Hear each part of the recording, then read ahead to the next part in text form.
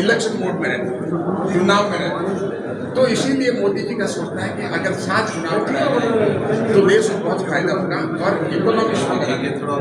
जो अपनी रिपोर्ट जो हमारे सामने दी, उन्होंने कहा कि अगर एक साथ चुनाव होते हैं तो देश की अर्थव्यवस्था में 7 लाख करोड़ रुपए का इजाफा होगा हर 5 साल। तो अगर आप 7 लाख करोड़ रुपए सोच सकते हैं कितने बड़ी रकम है। अगर 7 लाख करोड़ और 3 बार के इलेक्शन का हम नदियों से नदियों जोड़ने का अगर लगा दें उस पैसा, तो मुझे लगता है कि देश का कोई भी भूख बिना पानी के नहीं रह सकता।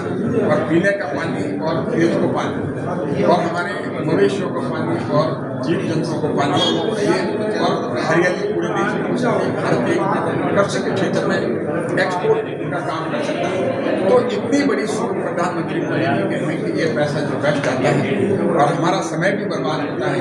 और दूसरा इन्वेस्टर जो होता है बाहर का इन्वेस्ट करने वाला, वो सोचता है कि अभी ये सरकार है दूसरी, पता नहीं इसी राज्य में कौन सी सरकार है, तो इन्वेस्टमेंट में कम आता है तो उसमें भी देश का नुकसान होता है।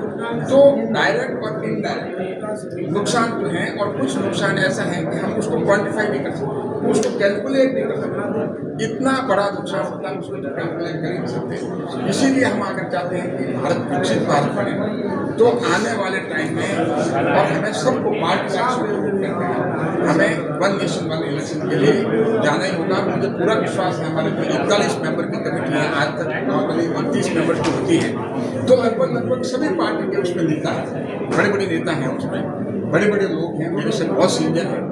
तो उनका सबका भी ये मानना बनना है कि देश के लिए और देश हित में एक साथ चुनाव होना ये देश के फायदे में है और देश की अर्थव्यवस्था के फायदे में है। इसके लिए हमने संविधान के तहत संविधान के खिलाफ नहीं, इसके लिए हमने भारत के पूर्व 6 मुख्य न्यायाधीश को हमने मतलब हमें उसमें इंटरेक्शन के लिए आए। तो जस्टिस चंद्रचूड़ भी आए, जस्टिस यार भी आए, जस्टिस खन्ना भी आए, जस्टिस गई भी आए और उसमें जस्टिस ललित भी आए। तो ये सारे के सारे भारत के न्यायाधीश आगे न्यायाधीश आगे तो उन्होंने बताया कि ये भारत के संविधान के सम्मत है।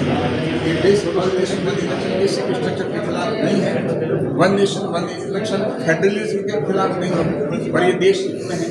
और ये मौका है कि इस समय हमें 1 नेशन 1 इलेक्शन में हमें इसमें जाना चाहिए।